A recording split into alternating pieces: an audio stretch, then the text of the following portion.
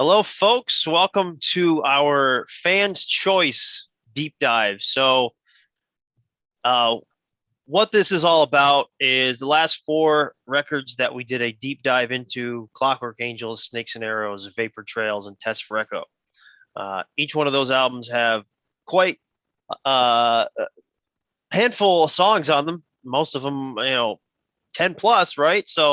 We wanted to, and a lot of deep cuts. So what we wanted to do was allow the fans to pick, vote on a song from each album that we will discuss.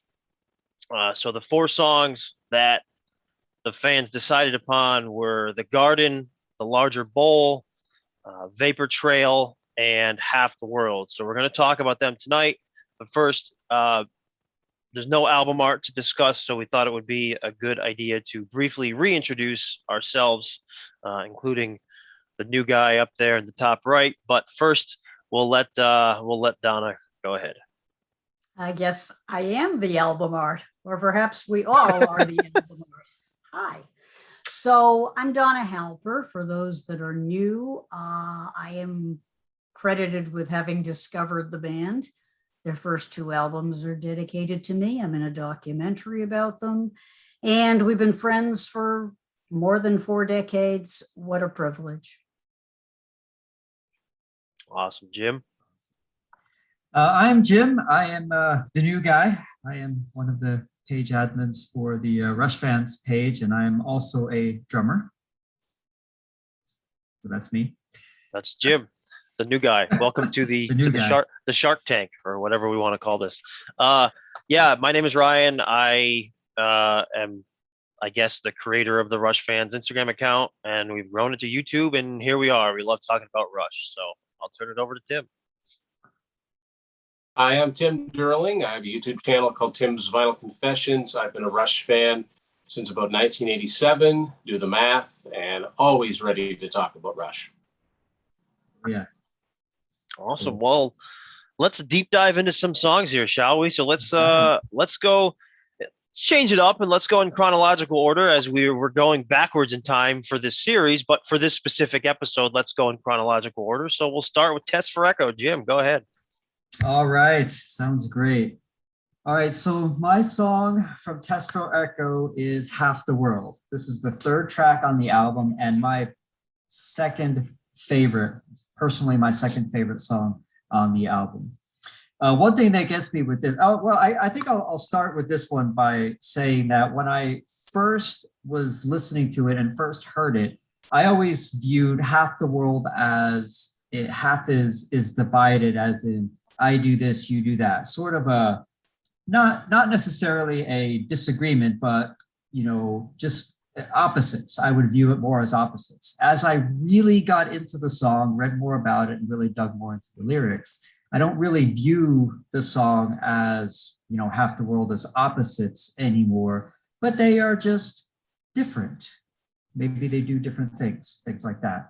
And that's one of the things that I really love about Neil's lyrics, is that they can be interpreted in different ways. So as I dug into it, I started to discover new meaning on it. And I thought, oh, okay, this is good. And, I'm not surprised that way, right? But if I look at some of these lyrics in particular, half the world gives while the other half takes. And some people could think that some people are givers, right? They're very generous and they want to give, and other people are takers, or maybe they're freeloaders. But that could also be that certain regions of the world will make something and provide it, for sale or whatever to other regions of the world. I think of electronics in the 1980s. Japan was a big electronics export, and the United States was a big import on those electronics products that were created in Japan. So that's not really opposites, but that's just what different areas of the world are doing. So I think that was a pretty neat little thing that I discovered there. And in my readings here, so Robert Tilleria in Merely Players says that the song title is referring to differences between the geographic hemispheres and attitudes of the residents. And I think that kind of plays a lot into how I view of this now. And I think it's really interesting that we're talking about different geographic hemispheres. And if you look at the Hemispheres album, they have different hemispheres of the brain and things like that. And so things are divided, but they don't have to be in a bad way. I think that's really just my point. Some of the lyrics that really stand out for me on this is, half the world hates what half the world does every day. That I've always loved that line. It's one of my favorites in the song. Half the world cries and half the world laughs and half the world tries to be the other half. I mean, how many times do we see somebody else be like, I want to be more like that person, whoever that person happens to be, right? It could be somebody famous, or it could just be somebody we know that has a really good quality, that we want to be more like that. So I think those are great. And if I look at this from a musical perspective as well, this is a folk rock tune, and I think it's really accentuated by Alex's choice of instruments. He uses the acoustic guitar, the mandola, and electric guitar, and of course he blends those into the song perfectly. I feel that Geddy's bass sound is very clean on the song. He has, I like to call his bass sound a very biting bass sound. It's really, I don't want to really say aggressive, but it's really got this special quality to it that I just love. But this song sounds very, very clean. And Neil's groove on this song and on this entire album is absolutely amazing. He is just sitting back in that pocket, and if you're not swaying in your chair or tapping your foot or dancing along when this is playing, I don't know. I'm not sure why you would not. And I know a lot of that has to do with his study of Freddie Gruber, in which he changed almost everything about his kit setup, including his grip. And I've watched the work in progress video many times, and I found that extremely fascinating. But this song is a folk rock tune. They do get pretty rocking at about 2:13 in. And the guitar solo is a lot of people call this sort of a country song. I've heard that before. Yeah. As somebody who's played in a country band and rock band and jazz bands and folk bands, I don't really do this country. I mean, it has that folk quality to it, but I think that's really neat. And what kind of the final thing I want to mention about this is that Geddy, and he's quoted in Merely Players, he says, and I'm just going to read this quote because I can't really paraphrase it well. Half the World is one of our finest moments as songwriters, as far as writing a concise song without being wimpy or syrupy. It's got a little bit of everything, a nice melody, and yet it's still aggressive.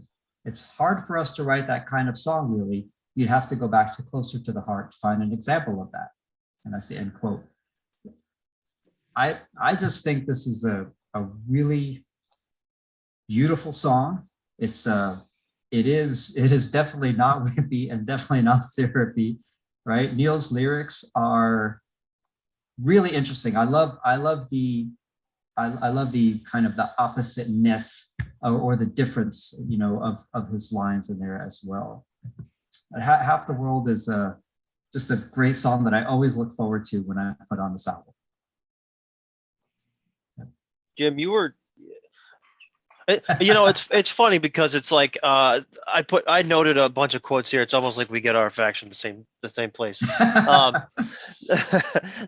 which we do. Yeah. But yeah. no, I mean, I noted here that this kind of takes some of the hemispheres theme. Mhm. But when you were speaking, Jim, I also thought of different strings from Permanent Waves, where different eyes see different things, different hearts beat on different strings. It's almost like they took hemispheres and different strings and put a country twist on it almost, and shortened it up, and and made a really awesome music video. By the way, if you haven't checked out the Half the World music video, that's, in my opinion, the best music video they made. Yeah, I love it.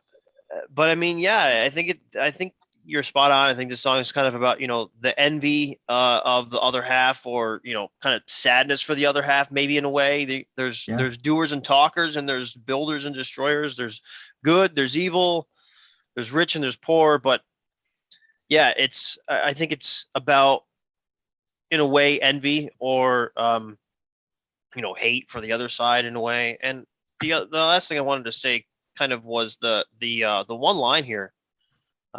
Half of us divided like a torn up photograph. I think that line kind of states that this divide that they're talking about in this song it's not equal. It's very raggedy. You tear up a photograph and you've got raggedy edges, and you know what I'm saying? So I do. It's not, when you do that, it's not smooth. You don't have two smooth lines for that. Yeah, it is very jagged. And that's actually one of my favorite lines in the entire song. Yeah, I mean, it just kind of goes to show that, I mean, three of us live in the US. Tim, you live in Canada. I mean, how fortunate we are in this area of the world, almost, if you think about what's going on overseas and stuff and such. It just goes to show you how fortunate we are too, in a way. Yeah. Yep. Very true. Very true. Yeah, the video is cool. I mean, if anybody hasn't seen it, it's a cool black and white video. Neil's on one side of the fence, Getty and Alex are on another. It's a little bit of the grass is greener on the other side. And the line where it says half the world talks with half a mind on what they say. I've heard people say, well, I got half a mind to something, Right. Or in Neil's case, it's almost, they only know half the facts. So they're only speaking with half a mind. And the other thing about it, and I never, until Jim started to describe it, I got to thinking the whole opposites thing and things that are different. Do you suppose this is an idea that Neil had around the time of Counterparts? Because it almost feels like you were going to say that. Yeah. And the only other thing I'll say about it is, and Jim will know what I'm talking about, when Alex is doing his little mandala solo, right before Getty's vocals come in again, Neil does a wicked double bass drum fill. Yes. It's like, I was listening to that and I'm like, whoa, wait, what was that? I got to hear that again. Yeah. I shouldn't be surprised when Neil throws a cool drum fill in, but it's out of nowhere. But great song. Oh, yeah. But Jim is right when he talks about the polarization and the polarities. That's a recurring theme in a lot of Rush songs. And we talked in a previous deep dive about how when Neil did his motorcycle ride, one of the things he found was people who he thought he absolutely had nothing in common with and that he couldn't relate to at all. And he found that in many cases, they were seekers too, and that maybe they came to a different conclusion from what he came to, but that didn't mean they weren't seeking. And that was just a real revelation for him. Like, so, half the world you watch on television, on cable news, it's like half the world is like, oh, those people on the other side. No. Those people on the other side. And there's very little effort to seek commonalities. And that's a recurring theme in Rush songs about the alienation, and about turning each other away, not hearing each other, not being willing to listen. Being willing to listen doesn't mean you agree. It just means you let the person have their space and then you engage with who they are as people. So I think he was thinking in that way too. Tim, I like your thought about the Counterparts thing, but see what, I think with Counterparts, it's like things that go together or things that pair up.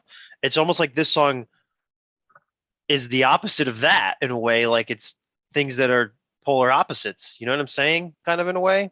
So it's almost like maybe it spawned from an idea in the Counterparts time frame, and then they're like, okay, put it on test record. This is a fantastic track. This song is so good. It really is fantastic. All 3.5 minutes. Our audience has chosen well. Yes, they have chosen very well. And if I could just say one more thing, and I know I say this all the time, especially about Alex's solos, but I think all three of these very, very talented musicians, Alex, Getty, and Neil, they've created and constructed musical parts that really blend and fit and really fit with the right choices that really fit there to make this song great. Really do. Well said. Well said. So who's up next? All right, Tim, let's talk about Vapor Trail. The almost title track. Yeah, I was going to say the quasi or quasi title track somewhere. There's a missing S. But if Somebody if you're needed to familiar- buy a vowel. Oh no, buy a yeah, consonant. by a consonant. But if in context of the song, it makes sense because it says "in a vapor trail," and it sings better than in vapor trails. So, and that's the whole concept of the album, with this leaving behind. And going into this, so many of the songs on Vapor Trails are so devastating in their lyrical content because of everything Neil went through and documented in this book, which you've got to read it. I recommend it to anybody who's watching this, pick it up. Anyway, I would have said that obviously Ghost Rider, the song, or maybe The Stars Look Down, are some of the saddest songs on here. But the more I read the lyrics to Vapor Trail, the more I thought maybe it's this one, and how memory can just be totally wiped away over time, swept away like voices in a hurricane, fading away like an hourglass, grain by grain, forests burned to ashes, everything is lost. I mean, this musically, it's not as dark as the lyrics are, but when you pay attention to the lyrics, it's heavy stuff. And it made me think of something that Neil talked about, and I don't remember if it was in Traveling Music or Roadshow. I think it was in one of those two books where he lamented the fact that the more years that passed by since his daughter had her tragic accident, he remembers her as she was at the age of, I think, 19. She wouldn't be that way anymore had she lived. And it was almost like he was grieving all over again because he doesn't get to know the person that she would grow up. And it's like, how much more sadness can one man feel? Yeah. And but he was so eloquent and poetic. And it's not a whiny album by any stretch. It's a very powerful album, and the lyrics are just perfect. Now, a couple other notes I wrote down about the song, and mostly this is musical. I love the marching beat, sort of military martial beat it has to it. Geddy did a lot of vocal layers. That really started with this album. There's a lot of things that he did differently with his vocals. For instance, I don't think Geddy used falsetto before. And he uses it a lot on this album. I don't know if it's necessarily on this song, but I love the vocal layers, and they really come into the fore on this album. And I love the change from the chorus when it goes to In a Vapor Trail. It's such a mood shift. It shifts from like D to B, and you don't see it coming, and it's just perfect. Yeah, it's a great song, and I listened to both the original 2002 and then the 2013 remix, and it's one song I don't think I can hear a lot. Maybe with headphones I could, but I don't think I hear a lot of difference. It's just a great song. So good choice, whoever voted for this one from Vapor Trails. Yeah, I just love the metaphors here, about that. So memories are like a way to attempt to quote the song, freeze the fading past, right? So memories just gradually fade over time, and freezing moments or experiences, that generally fails, right?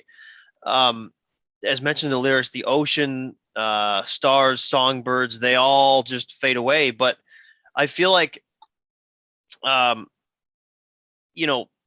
he's almost saying that, lives are lived on a vapor trail, right? They're fading from the moment of birth.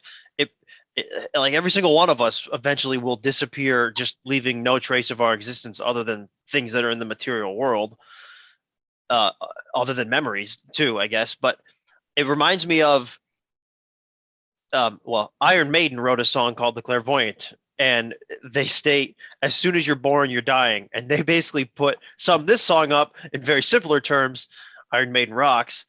But it reminds me of that in a way. It reminds me of that lyric, which it's also like In Time Stands Still freeze this moment a little bit longer. Yes, Yeah, exactly. I thought about exactly. that too. Yes. It's like taking Yeah. that and making it much more personal. Yeah. Mhm. Yeah, Yep. for sure. And I think kind of going on top, in addition to what Brian said, kind of adding to it a little bit, I kind of feel that, the lyrics from the song, like living in the vapor trails, like when we are gone, we are gone. And it's really those who remember us and talk about us and keep those memories kind of alive. They keep the spirit and the inspiration of us alive. Right. So even though we're physically would not be here anymore, just our spirit and our inspiration will still exist. And we all hope that the inspirations are always positive, for sure. And I think the music, it does contrast and complement the lyrics a little bit, because there's times when Neil is playing a tom rhythm, and that's very dark because he's using very low drums, and that sort of adds to the darkness, I think. But then when he goes to that higher snare drum doing the marching type, I think that's very contrasting to the lyrics. And I've always loved that contrasting, darkness and light kind of thing. I just wanted to say that maybe you're aware, maybe you're not, but Neil's brother Danny read a poem called "Funeral Blues" at Neil's daughter Selena's funeral, and that's where some of these lyrics were taken from. The stars are not wanted now. Put out every one. Pack up the moon and dismantle the sun. Pour away the ocean and sweep up the wood. For nothing now can ever come to any good. This inspired the lines. All the stars fade from the night. The oceans drain away. So that was actually a quote from Ghost Rider as well. Yeah. Pretty awesome song.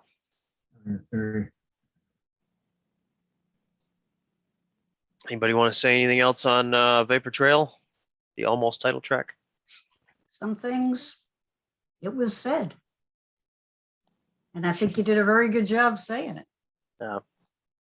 And nice job, Tim. A friendly reminder, if people are watching this and they suddenly go, how come they didn't say, they get this great thing called the comment section? Please. Yeah. I mean, we read the comments all the time. And if you've got a suggestion, or if you think a line meant such and such, I mean, please just put it in the comments. We might get to it. We might give you a shout out. Absolutely. All right. So the song that I took on here from Snakes and Arrows, one of my favorite records. This is one of my favorite songs from the record and one of my favorites from the catalog. It's called The Larger Bowl, in parentheses, a pantoum. Now, what is a pantoum? I figured we probably should start there, right? So a pantoum is a verse structure in which the second and fourth line of each verse are used as the first and third lines of the next verse. So an example of that in the lyrics, right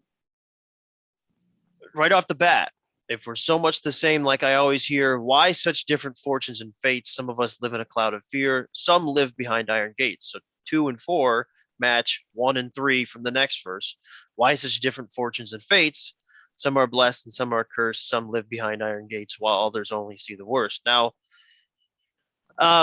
Neil says in his essay on the game of Snakes and Arrows, which if you haven't read it, it's quite long. You can find it online. Definitely go take a look. It's a really awesome read. He states this piece is a meditation on fairness. The different fortunes and fates of people and its lyrical structure is in the form of a pantoum. The lyrics were written years ago, not long after one of Neil's African bike trips in the mid-1990s, and only shared with Alex and Getty much later. It was only when they started Snakes and Arrows that the lyrics made it into a song. It must have been the right time because, to my delight, Alex and Getty responded to the challenge of the larger bowl and its unusual construction. I mean, you might think that the way this song is constructed is kind of gimmicky. Like, it reminds me of like Anagram for Mongo. it's very unique in its own right. But I think I think this is one of Getty's like most impressive vocal performances because it doesn't sound gimmicky like at all. It really he really nails this song, um, just from top to bottom, and it's a lot of this song is a lot of acoustic guitar and a lot of vocals. There's not much drums, there's not much bass, right? It's really um, it's just a lot of guitar picking from Alex, um, and that along with the lyrics just makes this song so unique. But I just the last thing I want to say before we can discuss is this. I'm a guitar guy. I always sat on the Alex Lifeson side of the stage so I could watch him goof around and watch him do his solos and such. Um, this is one of my favorite Alex solos ever. I mean, well, first of all, you got the little bass part that Getty does, and where do do do do, and then Alex just goes and plays. Um, I just get lost in this guitar solo. I just close my eyes, and you just put the headphones on, and it's so beautiful. It's so melodic. Um, you know, I don't know. Some may say this song is boring because it's just acousticy and vocals, but if you are one, yeah, if you're one of those people who doesn't like the larger bowl, start at the guitar solo because it will blow you away. It sounds phenomenal live too. Go back and watch it on YouTube or pull up the Snakes and Arrows DVD. They did it live then. It's just such a fantastic guitar solo. I always say that Alex, is the most underrated guitar player of all time, but he always Is his solos always fit the songs perfectly. And again, this song being kind of a slower pace song and kind of unique song, this solo doesn't it doesn't really like supersede anything that else that's done in the song, even though it's still a rocking guitar solo. So absolutely love this tune. Um, you know, lyrically, like I mentioned, it's really about fairness. One of my favorite lines here is, um, some things can never be changed. Some reasons will never come clear. It's somehow so badly arranged, if we're so much the same, like I always hear. I mean, this can speak to people for any situation in life. I mean, to give you a personal example, one of my best friends, of course, I won't name him, but his girlfriend just walked out on him recently and left, no reason at all.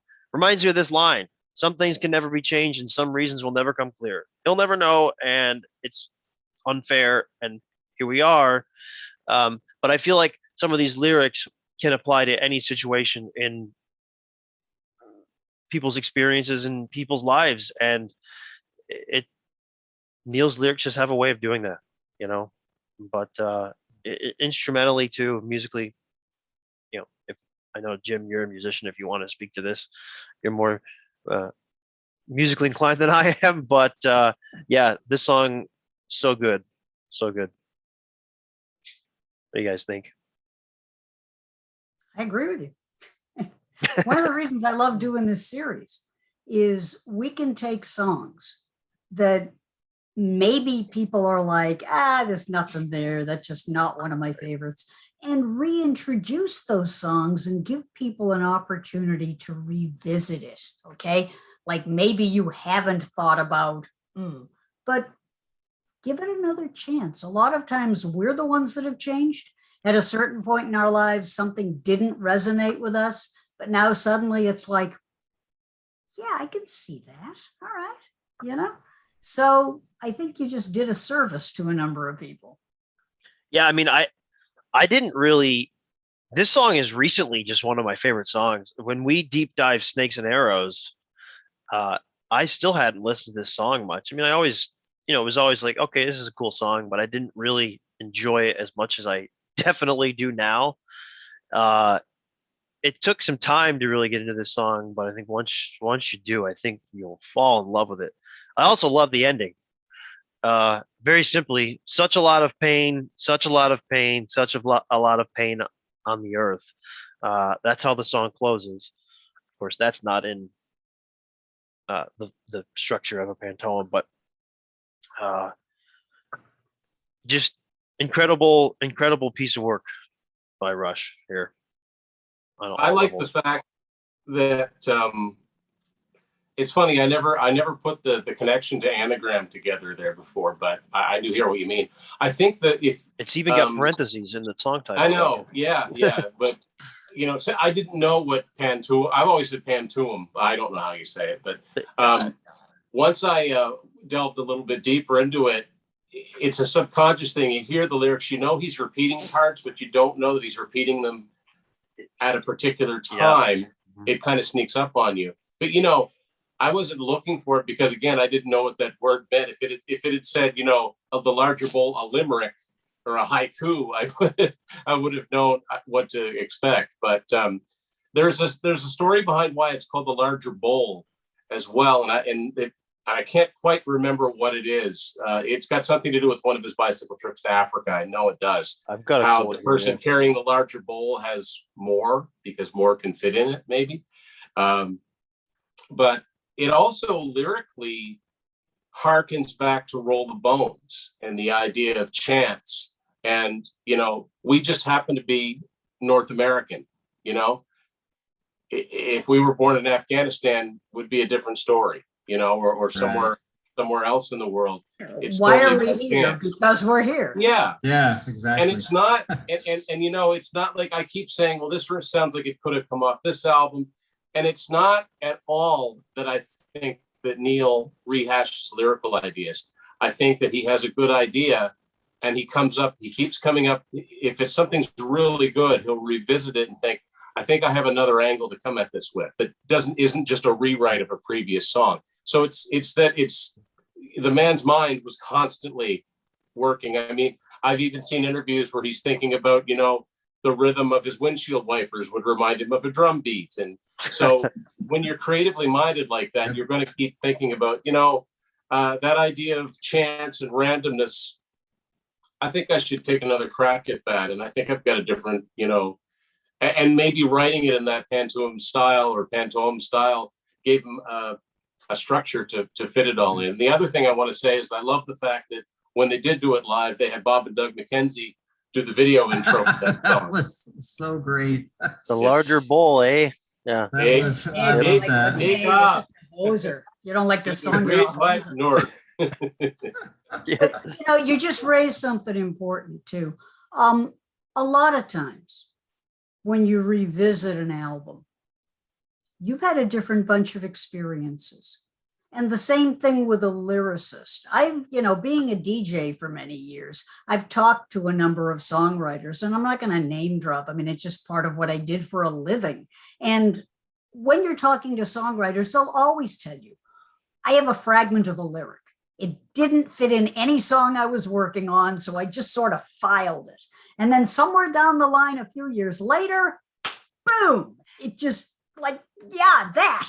And it suddenly becomes the song you wanted to write. Or you wrote it, you were never quite happy with it.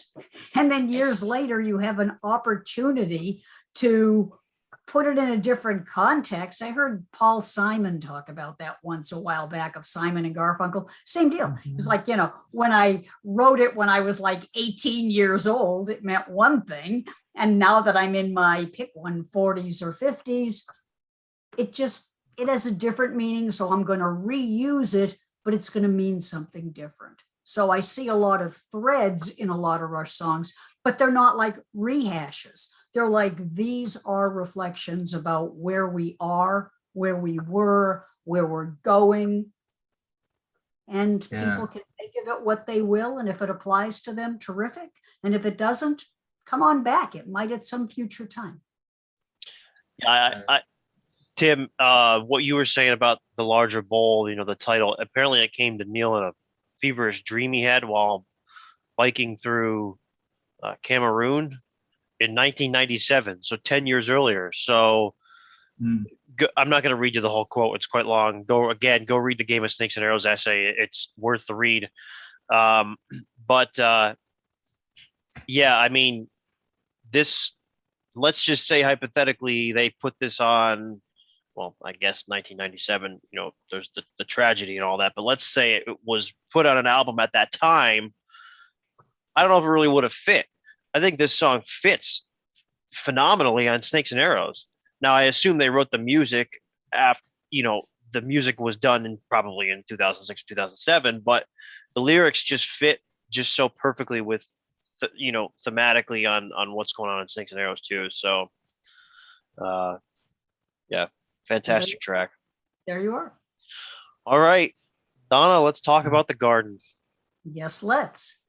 So, probably one of my favorite Rush songs ever. And I'm not saying that because, oh, yeah, you're female and it's kind of like a softer thing. No, I'm a rock and roller. Come on.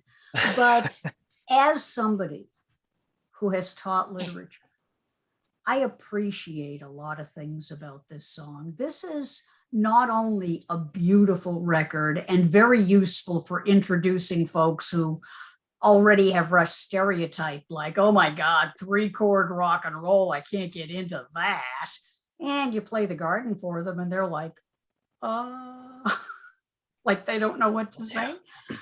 If you watch the video that's on YouTube, the one that was done in Dallas with the orchestral strings, and I'm, Yes. oh my God, if that isn't one of the most beautiful things you've ever seen in a rock band, and the beauty of the harmonies, and just, I see so much in that song, music wise. I mean, we'll get to the lyrics in about 30 seconds, but it was another example of Rush taking a chance.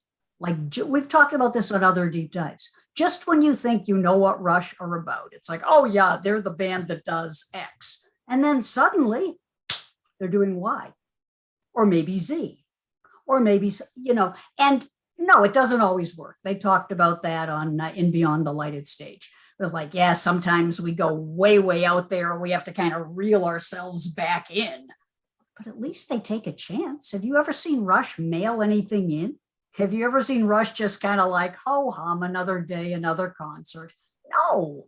And this is another example of just when you think you know what Rush are all about, you don't. So let's talk about the garden. By many accounts, including Neil, and he ought to know because he wrote it, this was influenced by, of course, literature, because Neil is a reader, God rest his soul. He read everything he could get his hands on. He loved Shakespeare. He and I sat around one night talking Shakespeare for hours. How many rockers are you going to sit around talking Shakespeare with? Okay. But I mean, he loved the classics. He loved popular stuff. He loved bestsellers. I mean, if it could be written, he wanted to read it. He was just fascinated by knowledge. So there was this very famous work called Candide, and it came out in 1759. I'm sure you all remember it. Who wasn't there, you know what I mean? But my point is, it features this really optimistic character named Professor Pangloss, and he talks about how this is the best of all possible worlds and everything's great, and he's constantly optimistic. And in the end, yeah, maybe he shouldn't have been so optimistic. And in the end, there's a famous quote in there about we must cultivate our garden, or we must tend to our garden, depending on the translation. The metaphor of life as a garden is very common in literature. I can name you many places where you've seen it, but the fact remains, life is like a garden because you can grow something, you can create something, you can make something that's beautiful, even in the midst of ugliness. There was a play called A Tree Grows in Brooklyn, And I'm not saying Brooklyn is ugly. It's not. I've been there. There's a lot of very nice parts of Brooklyn. But the point of the playwright was that even in a neighborhood where it was all like urban sprawl and tenements, and out of nowhere, a tree. And it's kind of pretty, okay? And the same thing, if you saw the video with the flowers and the kind of surrealistic things, it sort of looks psychedelic in a way on the video where the flowers are growing and they're all different colors. And yeah, so if life is a garden, the question is, what will we create? And Neil has addressed this before, okay? In fact, in the 1990s, in Ghost of a Chance from Roll the Bones. If I've got this wrong, I apologize, but I'm almost sure it has a line in it called, I believe there's a ghost of a chance that we can find someone to love and make it last. Do I have that right?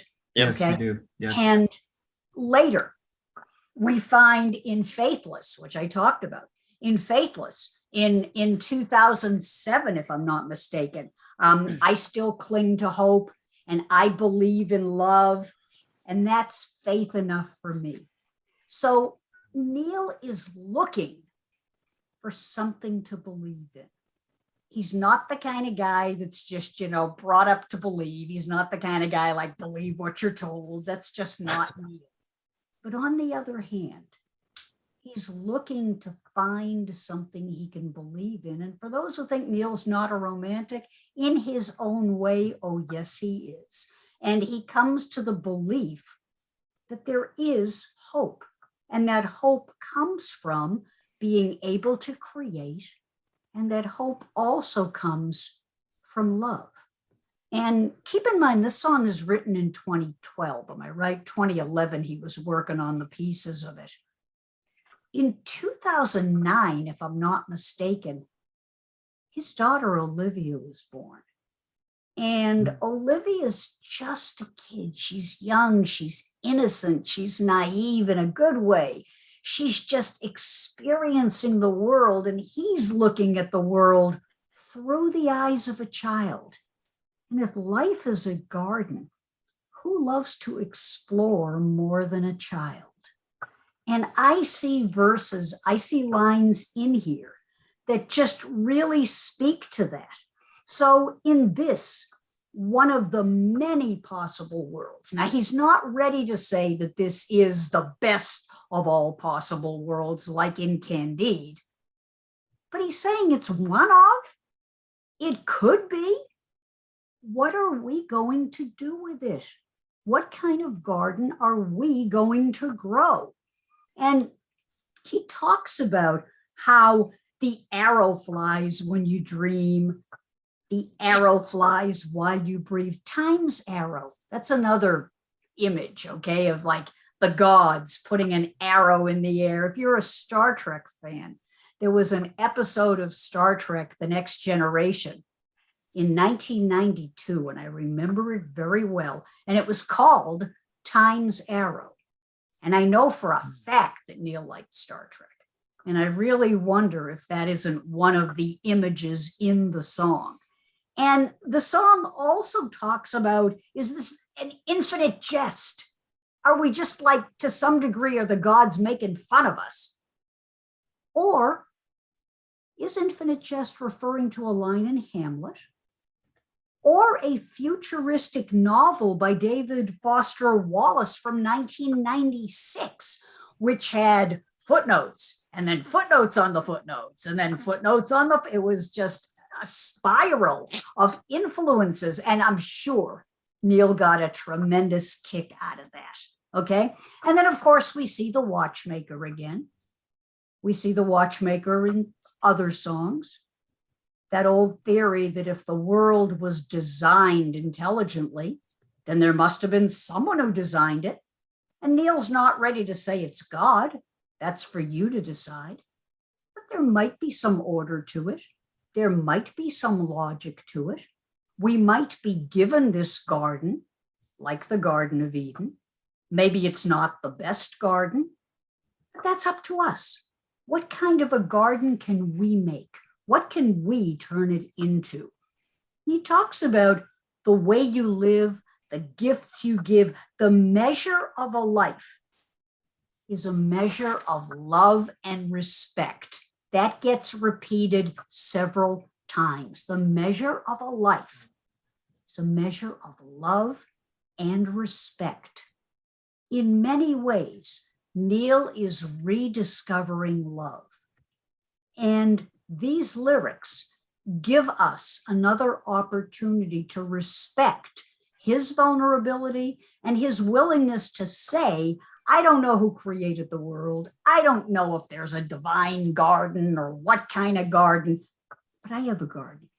And I'm going to take my child out, and I'm going to take my wife out, and I'm going to take the fans out and give them an opportunity to see that in the midst of all of the ugliness, in the midst of all of the uncertainty, there is beauty in the world. Hope is what remains to be seen. There is still hope. Maybe it's hard to find it sometimes, but he says, in the fullness of time, a garden to nurture and protect. If we've got this thing of beauty, it's on us to nurture it, to protect it, to let it grow. Even if that garden is about us, we have to let our own inner beauty grow. We have to let our own self grow. We have to emerge from that cocoon. We're like the butterfly to some degree. The future disappears into memory with only a moment in between. Forever dwells in that moment. And he repeats again, hope is what remains to be seen. Hope is what remains to be seen. Folks, in my opinion, this song is a song that we should remember Neil by. Neil left us with a garden of beautiful music. And I don't mean beautiful music like orchestras. I mean beautiful music like his gift to us was all of these lyrics, all of these songs, all of these things to think about.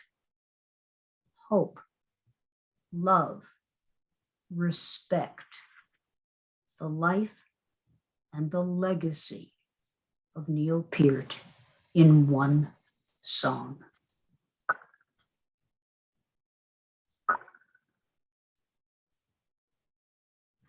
Anyone want to attempt to follow that up? I was just going to ask who was cutting the onions. Who's cutting the onion? Yeah. Well, I guess, with Yeah, me, no, I mean, with, Oh, I thanks. guess Yes. Yes. I'm the new guy, so I guess I could go. You're the- I mean, I loved every single thing that Donna said, and she even read my favorite line from the song, which the future disappears into It's memory. same, yeah. And that is absolutely amazing. When I hear it, I tear up every single time. And this is an amazing song, and maybe the garden that he has to go and nurture, I didn't think about, like, until you were speaking about it, I didn't think about, well, could that be his new daughter and His his children, wife yeah. and his family? Yep. It could also be himself. He could also have thought, you know what, I've done this for over 40 years, and he's given us, all three of them have given us amazing, music, and they've been an inspiration to countless bands. And I'm very fortunate that I was alive in the time to get to experience what Rush had to offer. But at the same time, okay, they're allowed to retire too. So he's allowed to go and do whatever he would like to do when Clockwork Angels ended, or R40 really was when that really happened. But yeah, of course that's allowed. It's also, there's a very interesting little turn of phrase, which Neil often does in his lyrics, where he'll just change one word and change the whole meaning, where he says the measure of a life is a measure of love and respect. And then in one line, he says the treasure of a life is a measure of love and respect. So I say again, and I'm not trying to hero worship, I have said on more than one occasion, I was never really close with Neil. We always got along, but Neil was a very private person. We spoke when he wanted to speak. He spoke through his music. I've always been much closer with Alex and Geddy, and there you are. But I always felt in some ways that Neil's lyrics spoke to me and spoke for me on a number of occasions. And I know I'm not the only one that feels that way.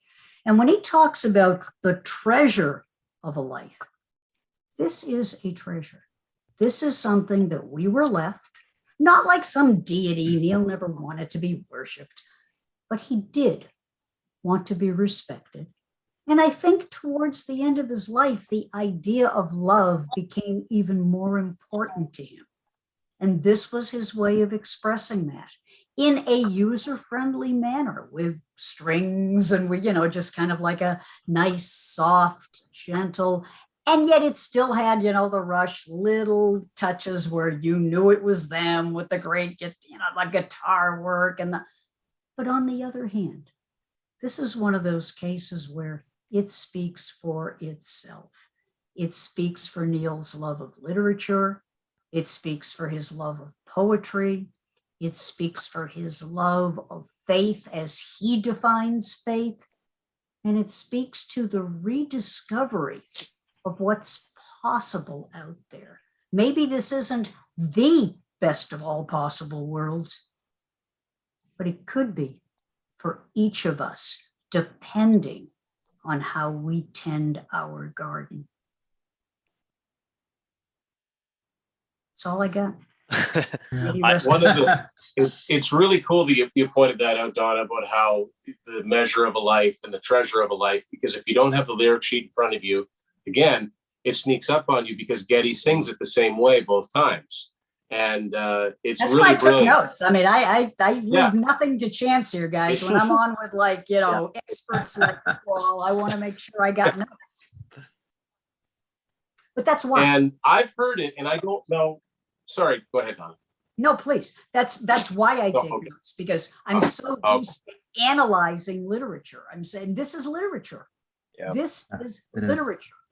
Yes, yeah, it's excellent writing. And I don't know if this was an interview with one of the guys or just something that a fan wrote. I don't know where I read this, but I know I saw it somewhere about how that the garden could also be the three of them collectively referring to their career, in that they've always done things their way. They tended their own garden. They can look back and say, we never caved into pressure to sound like whatever happened to be popular at the time. And now there's this legacy that they can look back and say, look, not everything reached the expectations that even we had for it. But at the time, we believed in it. And we can look back and say, you know what, there are mistakes, but they're our mistakes. They never had an A&R guy breathing down their neck saying, you got to do singles, you got to do singles. And even if they had, they wouldn't listen. They just did it their way. And I don't know. And the only other thing I have to say about this song is that there's an unmistakable, and I don't mean it in a depressing way, but there's an unmistakable melancholy feel to it. And the other song, not that it sounds really anything like it, but the other song that it makes me think of, which is also, I think, unspeakably sad, is the Elton John song called Empty Garden, which he wrote about after John Lennon was shot. What is it about songs with garden at the title? It has to be tearjerkers. But here again, that same metaphor of life as a garden. And I see an invitation, okay? Even the Elton John song, it's like he's missing John Lennon. Hey, hey, Johnny, won't you come out to play in your empty garden? It's like, who lives there? There must have been a gardener who cared a lot. So if the gardener is gone, then we have to be that gardener. So if Neil isn't here, what will we do? How will we tend the garden? How will we turn the next generation on to Rush? But more importantly, how will we continue to think for ourselves and continue to live in the uncertainty? Because Neil talks about this. Maybe it's an infinite jest. Maybe this isn't the best of all possible worlds. Maybe the gods are laughing at us. Doesn't matter. Here we are. Here's our garden. You Yeah. can make this beautiful. Yeah. You can do what needs to be done. And keep in mind also that when Neil was writing this, he was in a lot of pain.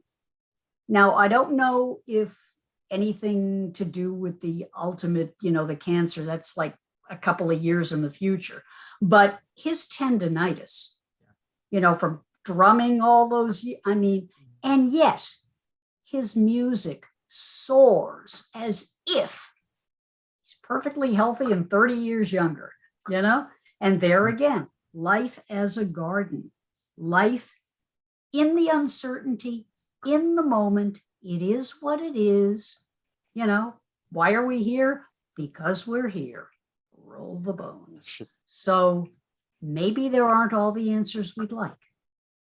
But then again, maybe that is the answer. Let's cultivate our garden.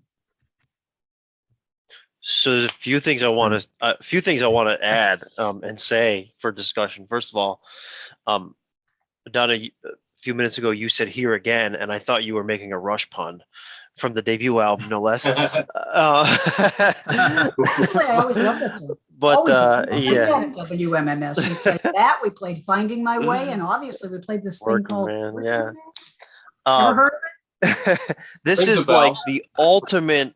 First of all, Clockwork Angels ending. So many people say, like, on Rush fans over the years, even after they retired, quietly in 2015 and such. Hey, when's the next Rush album coming out? Like, guys, they ended with the freaking Garden. Like, why? Like, no, we're done. Like, that's it. But yeah, I wanted to say a few things. So right before the future disappears into memory part, the piano keyboard part, whatever I think Geddy plays it on a keyboard live, but maybe he did it on a piano in the studio. But yeah, so good, so beautiful. And then Geddy sings that part, and then Neil comes in into the guitar solo, which Alex Lifeson originally improvised this solo. From what I was reading, originally improvised it. It was basically a throwaway when It was a demo. It was from a demo. Yeah, I think Geddy had like left town for a couple days or something, and Alex was just playing around. But it was so heartfelt that they just kept it for the final version, and thankfully they did, because it's so good. It fits the song so perfectly. I'm going to say that again. But yeah, Geddy stated that in some Clockwork Angels promotional interview, he said this is one of his proudest moments as a songwriter, and he says the Garden was a major step forward as a songwriter and as a singer. I've always wanted to do that kind of song where the melody was the thing that made it connect with you, gave it resonance, where the voice kind of comes out of the soundscape and delivers the story to you in a heartfelt way. And I've said it once, I think. Maybe I just said it to somebody. I don't know if I said it on here, but maybe on our channel. This is to me the most impressive song that Rush ever did. Period. I mean, you're talking epics, 2112 and Hemispheres and Xanadu, and other short, beautiful pieces. But in my honest opinion, this is the most impressive song Rush ever did, and it's the last. I mean, you couldn't have really planned it any better. And I really want to one more time call people's attention to the version on YouTube that they can see that was done in Dallas in 2012. Yeah.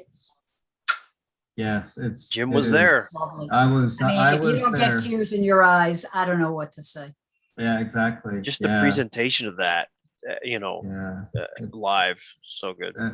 And they did change a couple things around on the live version, and I like the live version better, just because I always like live versions. But I thought it was, and Donna, you mentioned this about when they use the strings, and they always kind of kept things moving, and they kept things different. And Tim, you mentioned that as well. And that's one thing I loved about Rush, is that they never repeated what they did. Like when every album was going to come out, I was excited to think, all right, what are they going to do?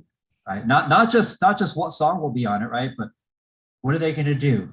Like what will it be? Like when Clockwork Angels came out, they added the string ensemble. It's like, that is so cool. Yeah. That's really neat. Right? They never repeated themselves. I love it. Love it. I cannot believe that we have just spent an hour, An hour. and there's still so much more Oh, yeah. that could be said. Ryan, Oh, yeah. you are just, Awesome. it is, I gotta tell you, it is such a privilege for me to be able to do these deep dives. I hope that the viewers are having fun with them. We certainly are. Yeah.